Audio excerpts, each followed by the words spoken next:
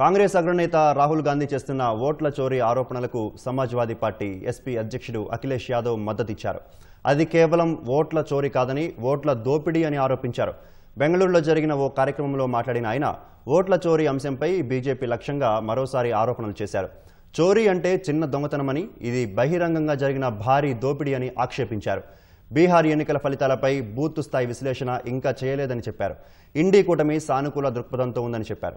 బీజేపీది విభజన దృక్పథమని ఆరోపించారు. ప్రస్తుతం దేశం ఎమర్జెన్సీలో ఉందన్నారు. భారత్ వైవిధ్యానికి ప్రసిద్ధి చెందింది అని, కానీ ఇప్పుడు దేశంలో ఒకే భావజాలాన్ని ప్రజలపై రుద్దుతున్నారని ఆరోపించారు.